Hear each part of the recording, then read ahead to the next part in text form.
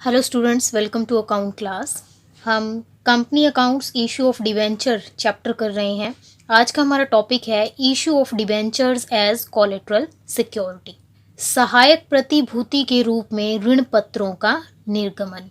अभी तक जो हमने डिबेंचर्स इशू किए हैं वो डिबेंचर्स हमने इशू किए हैं पब्लिक को, और पब्लिक को हमने डिबेंचर्स क्यों इशू किए हैं? ताकि हम पब्लिक से लोन ले सकें। बट ये जो टॉपिक है इसमें हम डिबेंचर्स पब्लिक को इशू नहीं करेंगे, हम डिबेंचर्स इशू करेंगे बैंक को। तो इस टॉपिक में हम पढ़ेंगे कि सहायक प्रतिभूति क्या होती है और डिबेंचर को एज कोलेटरल सिक्योरिटी सहायक प्रतिभूति के रूप में क्यों इशू किया जाता है, किसको इशू किया जाता है। जब कंपनी बैंक से या किसी मनी लेंडर से लोन ले लेती है तो बैंक या मनी लेंडर उस लोन के बदले उसको कुछ गिरवी रखने के लिए बोलता है, उसको कुछ सिक्योरिटी के तौर पर रखने के लिए बोलता है। जैसे कोई मशीन हम लोग गिरवी रख सकते हैं, कोई बिल्डिंग गिरवी रख सकते हैं या कुछ और गिरवी रख सकते हैं।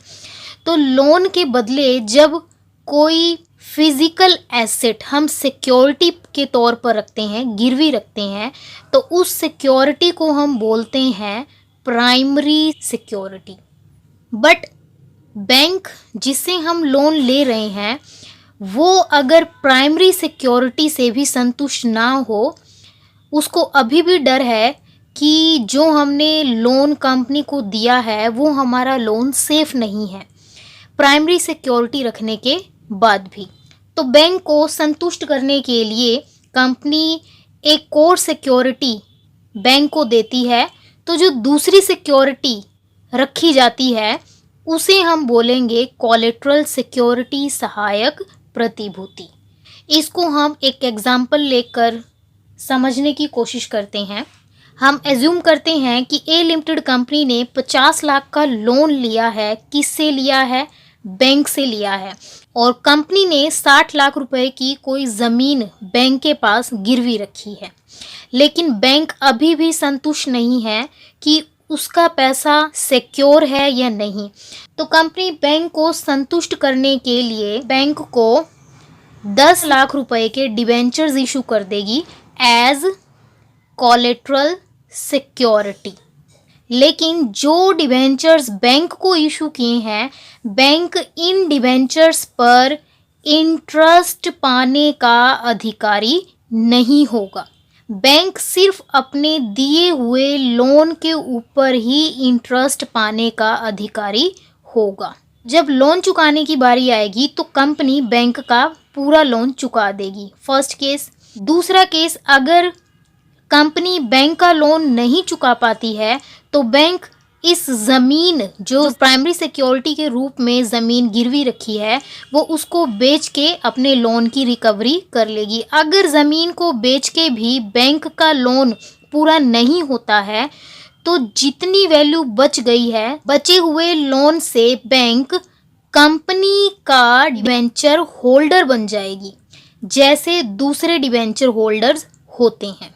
और जैसे ही कंपनी बैंक का लोन चुका देगी तब कंपनी बैंक को इशू किए हुए जो डिबेंचर्स हैं उनको वापस ले लेगी और उसको कैंसिल करने की एंट्री पास कर देगी। अब इन सारी चीज़ों को हम कंपनी की बुक्स में कैसे शो करेंगे वो हम देख लेते हैं। Issue of debentures as collateral security को बुक्स में शो करने के दो मेथड्स हैं। फर्स्ट मेथड में हम एंट्री करेंगे, हम बैंक से लोन ले रहे हैं, debit what comes in bank account debit to bank loan account. हमने 50 लाख रुपए का लोन बैंक से लिया है। तो फर्स्ट मेथड में हम सिर्फ बैंक से लोन लेने की एंट्री करेंगे। सेकंड मेथड में हम एंट्री करेंगे, पहली एंट्री होगी सेम, लोन लेने की entry, bank account debit to bank loan account. 50 lakh रुपए का लोन जो है कंपनी ने लिया है। और दूसरी एंट्री होगी जो डिबेंचर्स कंपनी ने as a collateral security issue किए हैं, तो उसकी एंट्री होगी debenture suspense account debit to debenture account, और यहाँ पर हम अमाउंट लिख देंगे जितने डिवेंचर्स कंपनी ने बैंक को इशू किए हैं। तो सिंपल सी जर्नल एंट्रीज हैं। फर्स्ट मेथड में हम सिर्फ बैंक से लोन लेने की एंट्री करेंगे, और सेकंड मेथड में पहली एंट्री होगी लोन लेने की और दूसरी एंट्री होगी as a collateral securities debentures को इशू करने की। आपकी मर्जी है, आप दोनों में से कोई भी मेथड चूज कर सकते हैं, आपको दोनों मेथड में फुल मार्क्स मिलेंगे।